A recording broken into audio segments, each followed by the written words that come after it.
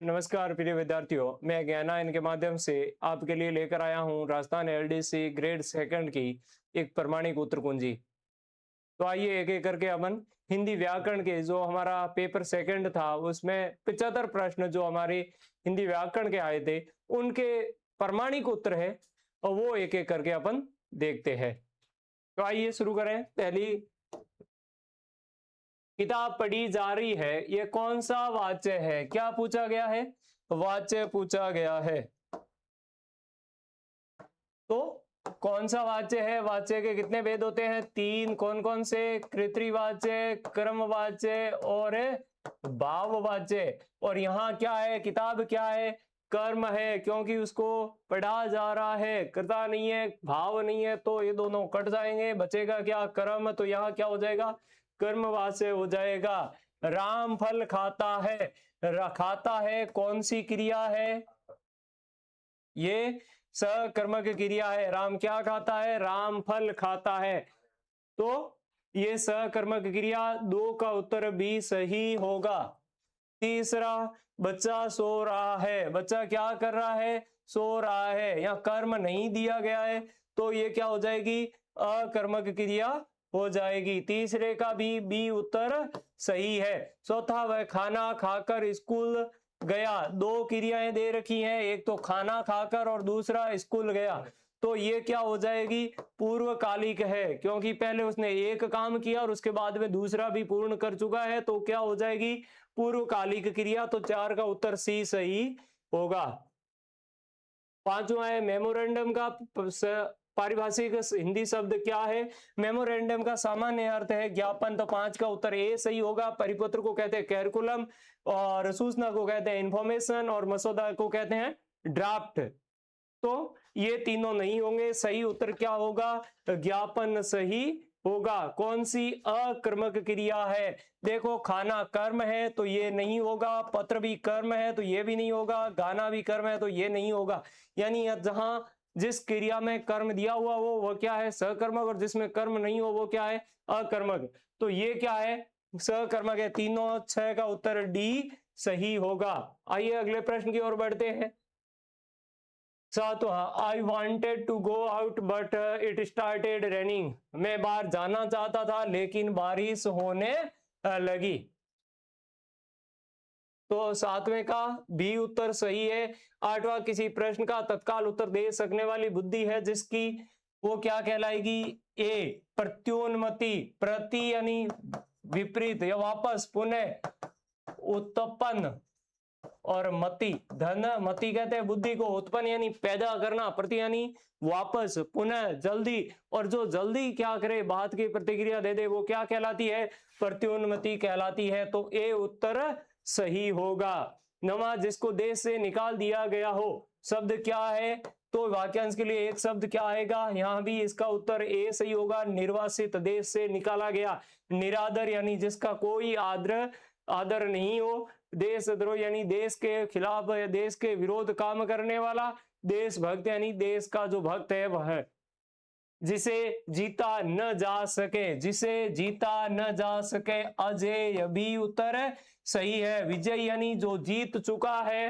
अपराजित यानी जो हारा नहीं है। और बहादुर यानी जो हिम्मत वाला है या हिम्मतवान है, वो क्या कहलाता है? बहादुर कहलाता है। तो यहां सही उत्तर क्या आएगा? 16वें 10वें का भी आएगा। आगे बढ़ते हैं। यहां वैसे अंग्रेजी के प्रश्न है, सीधा के सीधा अगला हमारा हिंदी का प्रश्न है। शुद्ध रूप चुने। शुद्ध क्या होगा? 18 का भी सही उत्तर क्या है?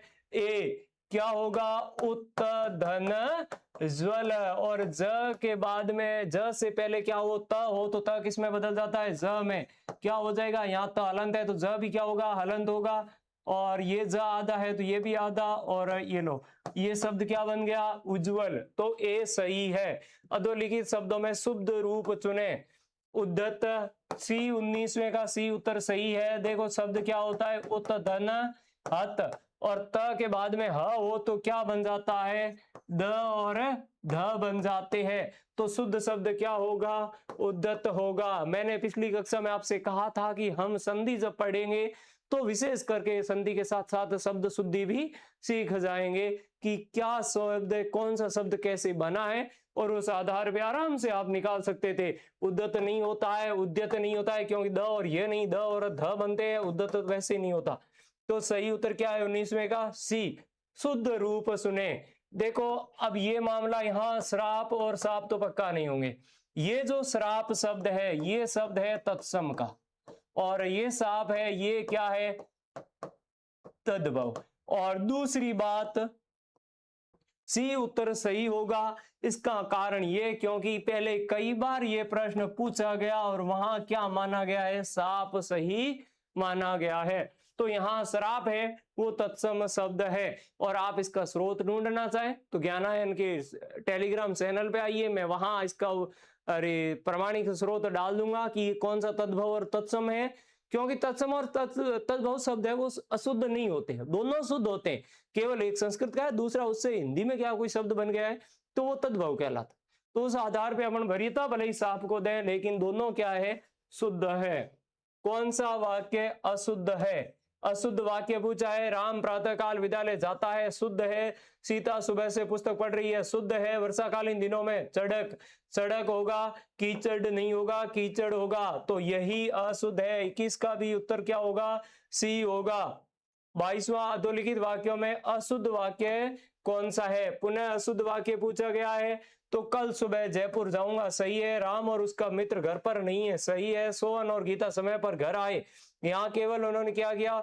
स्पेस बार नहीं दिया, स्पेस नहीं दिया है, बाकी ये वाक्य शुद्ध है। उसने मेरे को एक किताब दिया। दोस्तों ये डी उत्तर गलत है। क्या होगा? उसने मुझे किताब दी, उसने मुझे किताब दी। अशुद्ध वाक्य कौन सा है? पुनः अशुद्ध वाक्य पूछा गया। वह बाजार से आम लाया, बाजार से आम लाया शुद्ध है। वह बाजार में आम लाया, यही अशुद्ध है, क्योंकि यहाँ क्या आएगा? कारक आएगा, वो से आएगा। वह बाजार से आम लेकर आया, शुद्ध है। वह आम लेकर बाजार गया भी शुद्ध है। तो इन वाक्यों में दिक्कत नहीं है। बी उत्तर 23 का सही होगा। 24वां प्रश्न है, संकल्प का विलोम शब्द क्या है? विकल्प सही होगा, बी उत्तर सही है। 25वां, संहार का विलोम शब्द क्या है? संहार का अर्थ होता है नाश करना, नष्ट करना। तो विनाश का अर्थ ही नाश करना होता है, ये तो विलोम शब्द, प्रायवाची शब्द हो गए। प्रगति, प्रगति का अर्थ होता है आगे बढ़ना। तो संहार का और आगे बढ़ने का कोई विपरीत विपरीतार्थक है नहीं, तो ये भी नहीं होगा। हास का अर्थ ही नाश करना होता है, बचा क्या? ए, सर्जन करना। तो 25 का ए उत्तर सही होगा। बर्बर का अर्थ होता है क्रूर आदमी, क्रुद्ध आदमी। तो बर्बर का अर्थ क्या है? क्रुद्ध। तो अब असभ्य, क्रुद्ध असभ्य ही होता है, क्रूर हो गया, और निर्बांध होता नहीं है, तो क्या होगा? सी उत्तर सही होगा। बर्बर का विलोम शब्द क्या होता है? सभ्य। नैसर्गिक का विलोम शब्द क्या है? नैसर्गिक का अर्थ होता है प्राकृतिक। नैसर्गिक का अर्थ क्या है? प्राकृतिक। तो यहाँ प्राकृतिक तो वैसे नहीं होगा, जन्मजात। वैसे प्राकृतिक भी होता है, स्वाभाविक भी नहीं होगा। सही उत्तर विलोम शब्द क्या होगा? बी, कृत्रिम सही होगा। वार्धक्य का विलोम शब्द क्या है? वार्धक्य का अर्थ होता है बुढ़ापा। वार्धक्य का विलोम अर्थ क्या है? बुढ़ापा। और बुढ़ापे का विलोम शब्द क्या होता है? यौवन। क्योंकि बुढ़ापा, वृद्धावस्था दोनों इसके पर्यायवाची शब्द हो जाएंगे, विकास का इससे कोई संबंध नहीं है। तो सही उत्तर क्या निकल जाएगा? 28 का सी सही होगा। कल के अर्थ है, कल का अर्थ बीता हुआ दिन। ए तो पक्का सही है, तो ए चारों में ये विकल्प तो हमारे कट गया। उसके बाद तीसरा सी भी सही होगा, तो इसमें सी है, इसमें सी नहीं है, ये भी कट गया। और आने वाला दिन, इसको भी कल कहते हैं। तो ए और बी और सी असंभाव्य का कल को, अरे कल के अर्थ में काम नहीं लिया जाता है। तो ए, बी और सी सही होंगे। 29 का बी उत्तर सही है। उसके बाद देखिए,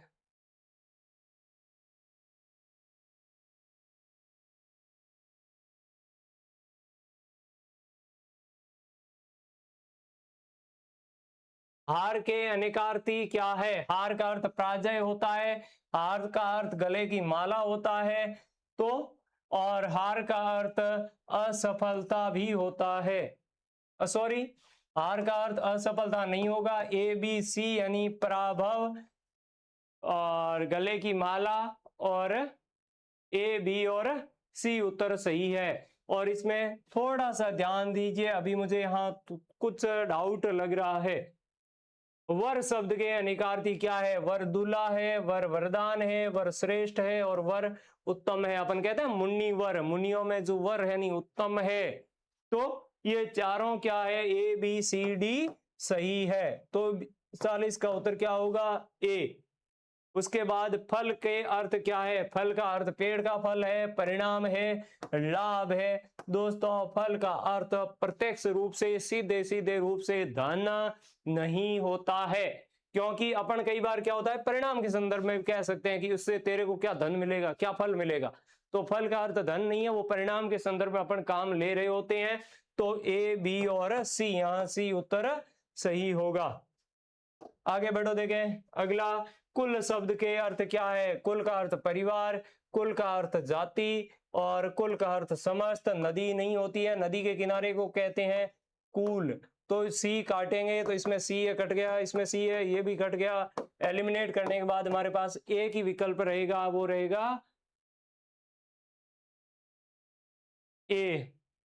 यह संपत्ति का एक अंश है। अंश का अर्थ क्या? भाग, टुकड़ा। तो ये एक अंश सही है। 43 का उत्तर बी सही होगा।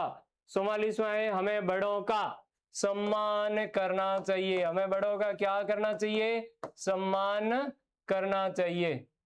हमें बड़ों का क्या करना चाहिए? सी उत्तर सही है, सम्मान। नदी के, देखो ये कुल शब्द अभी हमने पढ़ लिया। कुल ही नहीं होता है, कुल नहीं होता है, कुल। कुल का अर्थ क्या होता है? किनारा। तो नदी के किनारे पर, कुल पर गांव बचा है। ए उत्तर सही है। 46वां है, अशुद्ध वाक्य पहचानिए। इस बार आईएलटीसी में अशुद्ध वाक्य है वो बड़ी मात्रा में पूछे गए, और थोड़े से आचार्य यहाँ सरल से वाक्य थे। उसने कल मित्र को पत्र लिखा, ठीक है। उसने आज अपने मित्र को एक पत्र लिखी नहीं होगा। पत्र शब्द पुल्लिंग है, तो यहाँ क्रिया भी क्या आएगी? पुल्लिंग आएगी। लिखा, तो बी कट गया, बी उत्तर सही है।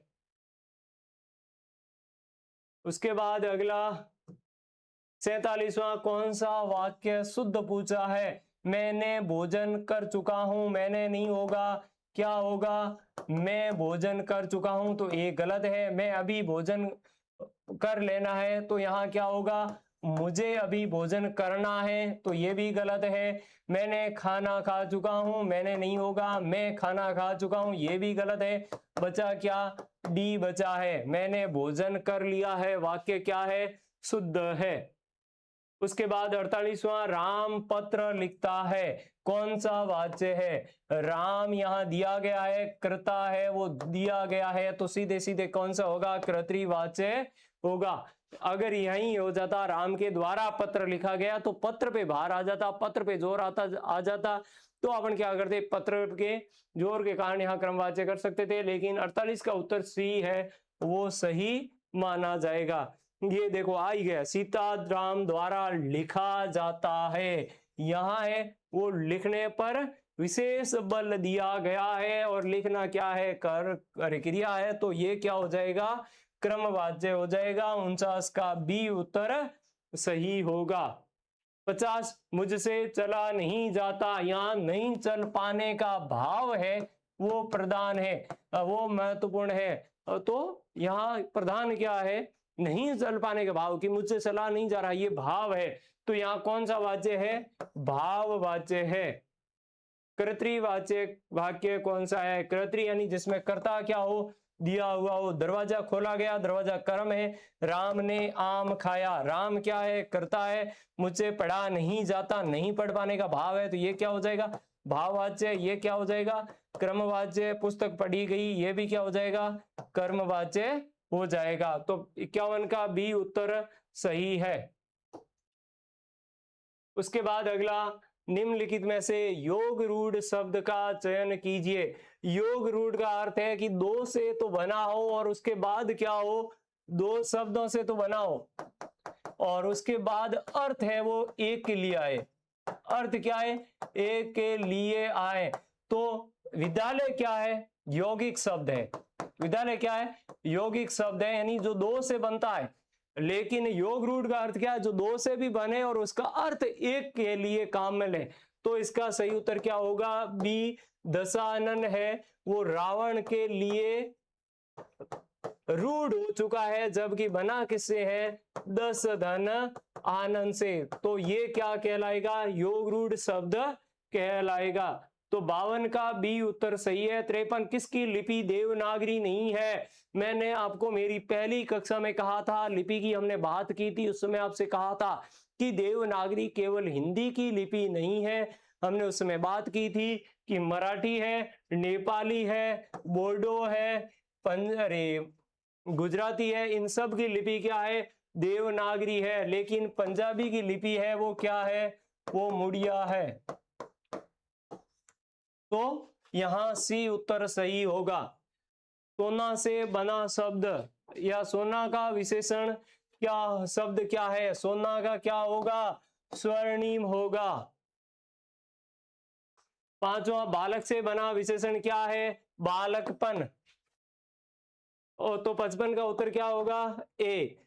56वां देखो, दया से बना विशेषण क्या है, दयालु। 56 का भी ए। 57वां, धर्म से बना विशेषण शब्द क्या है, धार्मिक। 57 का सही उत्तर क्या होगा, सी सही होगा। 58वां देखिए, शांति से बना विशेषण क्या है, तो अशांत होगा नहीं, अशांति होगा नहीं, शांति वैसे दे रखा है, अपने पास क्या बचा, ए बचा। तो यहां क्या, ये क्या कहलाएगा, 58 का सही उत्तर क्या होगा, ए। कौन सा शब्द वर्तनी की दृष्टि से अशुद्ध है, अशुद्ध पूछा है, तो क्या हो जाएगा, उज्जवल। सी, अभी अपन बात कर चुके थे।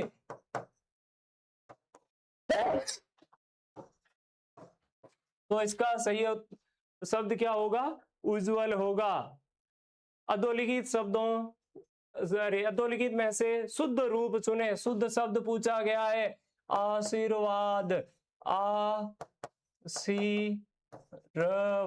हमने पहली कक्षा में बात की थी कि हिंदी में शब्द जैसे बोले जाते हैं वैसे ही लिखे जाते हैं। और ये शब्द अगर किसी के गलत हुआ है, ये प्रश्न किसी के गलत हुआ है, तो उसे ध्यान देने की जरूरत है कि उसका ध्यान कहीं न कहीं भंग हुआ है, उसने जल्दबाजी में इसको अटेंड किया है। राम कल दिल्ली जाएगा, थोड़ा अंग्रेजी में। और इसका अगला,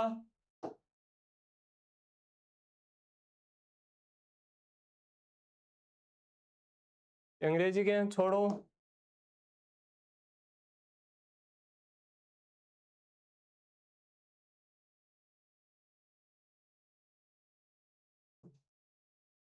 ये देखो, प्राध्यापक को क्या कहते हैं, लेक्चरर कहते हैं, संकाय को फैकल्टी कहते हैं, अनुबंध को कॉन्ट्रैक्ट कहते हैं, शोध प्रबंध को डिस्ट्रेशन कहते हैं।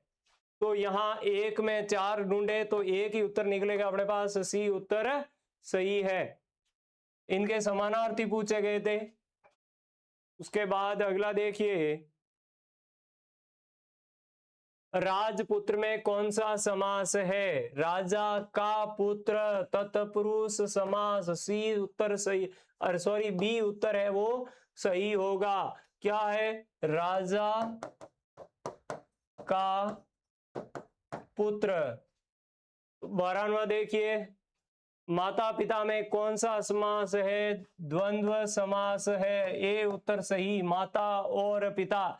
चतुर्भुज का समास विग्रह क्या है, चार भुजाओं वाला क्या कहलाएगा, सी, क्योंकि ये क्या है, कृत्रिवाचक शब्द है। तो चतुर्भुज यानी चार भुजाओं वाला।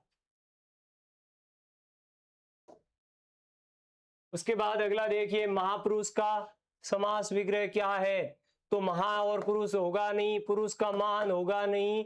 महान पुरुष वैसे दे रखा है, पुरुषों में क्या है, पुरुष में महान या पुरुषों में जो महान है वो क्या कहलाता, महापुरुष। तो इसका डी उत्तर सही होगा। राष्ट्रभक्ति, राष्ट्र के लिए भक्ति, तत्पुरुष समास, तो बी उत्तर सही होगा।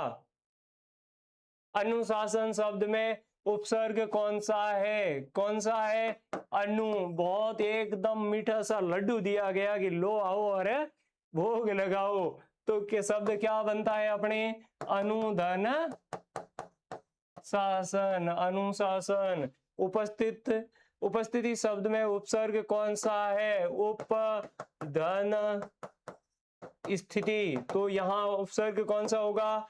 उपसर्ग होगा। अभ्यागत शब्द का उचित शब्द क्या बनता है? देखो ई और आ क्या बनाएंगे?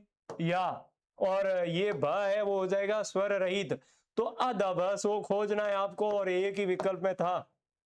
कौन सी शब्द संधि है? यण स्वर संधि है। यहां कौन सी संधि है? यण स्वर संधि है। आई और आ से क्या बन गया? ये और भ रह गया आधा, तो शब्द बन गया अभ्यागत। पुनर्जन्म का उचित शब्द क्या बनता है? पुनः धन जन्म, और विसर्ग के बाद ठीक बाद में ज हो तो क्या हो जाता है? र हो जाता है। तो यहाँ 99 का उत्तर क्या होगा? सी सही होगा।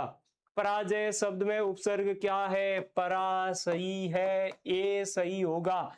ये ध्यान रखना, पर नहीं होता है, पर का अर्थ है दूसरे या दूसरा, तो दूसरी जय नहीं है, यहाँ दूसरे पर जय है, तो पराधन जय क्या आएगा? पराधन जय, ये शुद्ध है।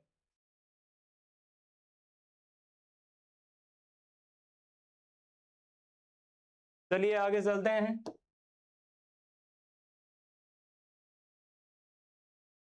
उसके बाद है ये देखो, पारिभाषिक शब्द दिया गया नोटिफिकेशन। नोटिफिकेशन का अर्थ होता है सूचना, अधिसूचना।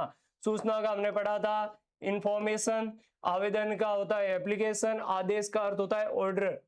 तो यहाँ नोटिफिकेशन का सही उत्तर क्या होगा? डी यानी अधिसूचना।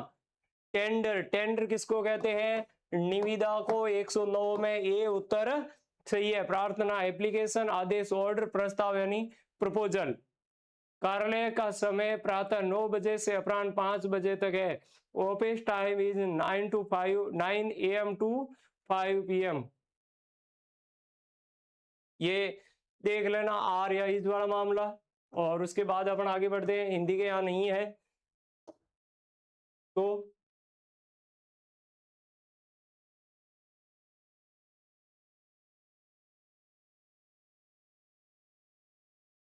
वह भूखी थी फिर भी उसने काम किया।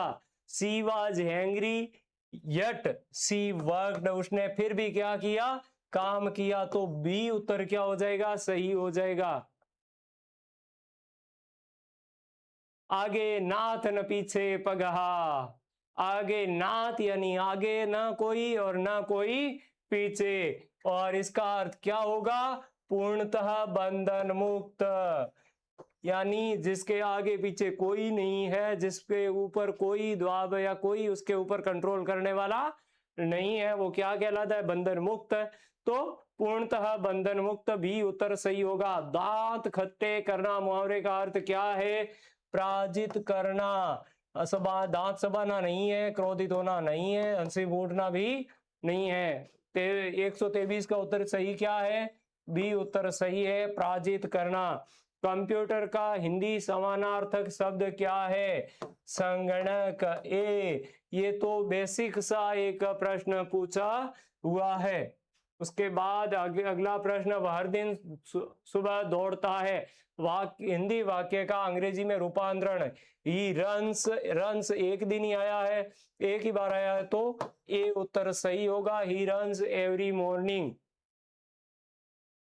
औपचारिक पत्र में विषय वस्तु को कहां लिखा जाता है? विषय वस्तु यानी मैटर, जो अपन मुख्य भूमिका या मुख्य जो बात लिखते हैं वो, और पत्र के अंत में तो नहीं लिखी जाती, वहां तो अपना नाम और साइन लिखे जाते हैं। प्रेषक के पते के ऊपर प्रेषक सबसे ऊपर लिखा जाता है। दिनांक और उसके दिनांक के बाद और उसके संबोधन से पहले, तो ये सही है। 126 का सही उत्तर क्या होगा? सी, हस्ताक्षर के पास नीचे तो कहां ही लिखी जाती होंगी। उसके बाद अगला देखो देखे, the correct translation of the above sentence from English to Hindi, the meeting has been postponed until further notice, बैठक को अगली सूचना तक स्थगित कर दिया गया है। यहाँ नोटिस यानी सूचना, तो यहाँ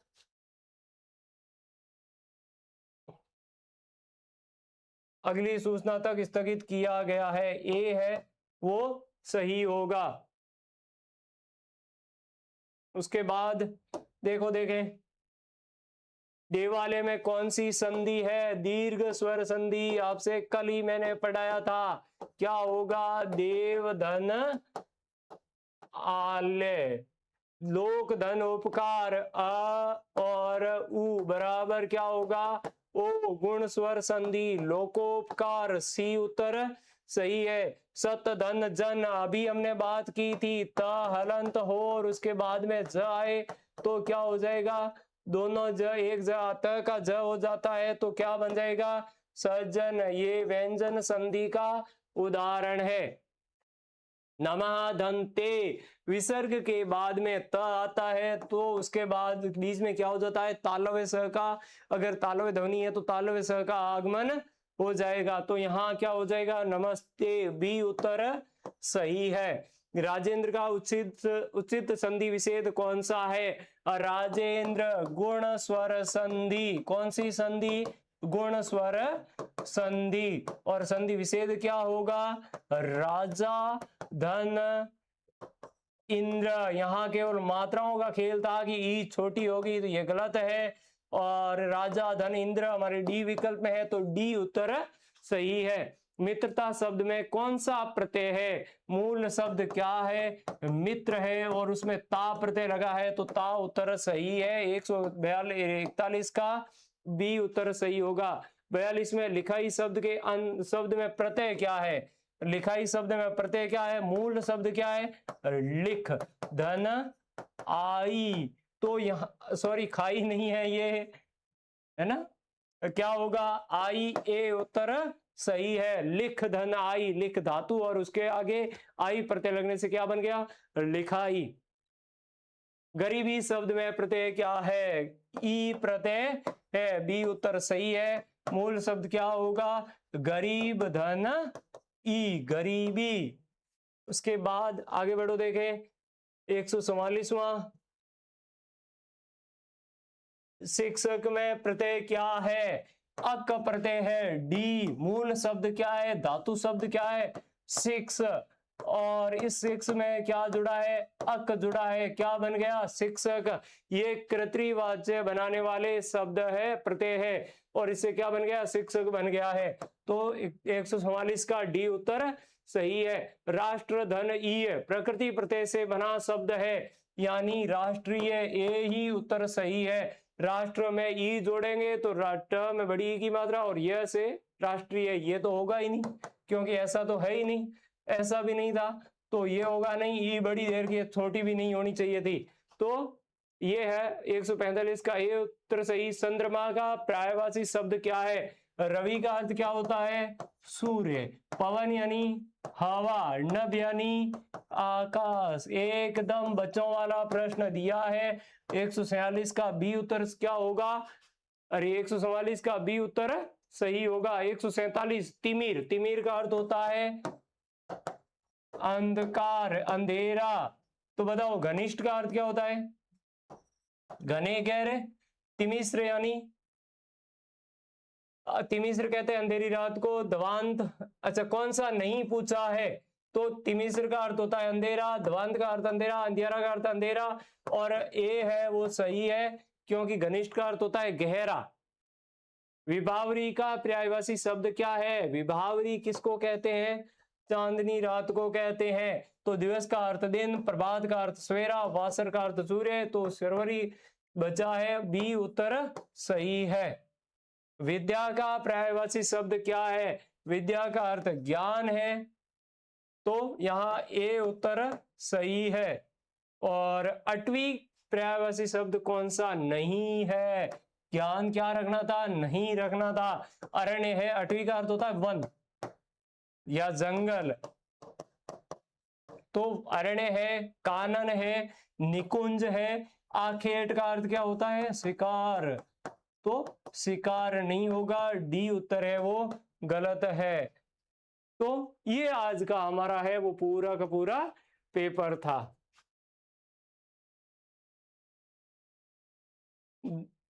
साथियों, हमने हिंदी व्याकरण के पूरे प्रश्न हल कर लिए। और प्रश्न है, प्रश्न पत्र है वो मॉडरेट टाइप का था। और इसकी जो कट ऑफ का अनुमान है, प्रेडिक्शन है, वो मैं आपको अपने चैनल पे जल्द ही लेकर आने वाला हूं। इसलिए आप हमारी टेलीग्राम चैनल ज्ञानायन अकेडमी से जरूर जुड़िएगा और हमें इसी तरह स्नेह और प्रेम बरताते रहिए। नमस्कार, धन्यवाद। अब आज के लिए आराम करिए, चिंता मुक्त रहिए और खुद को हेल्थी और फिट बनाए रखिए। धन्यवाद। हेलो।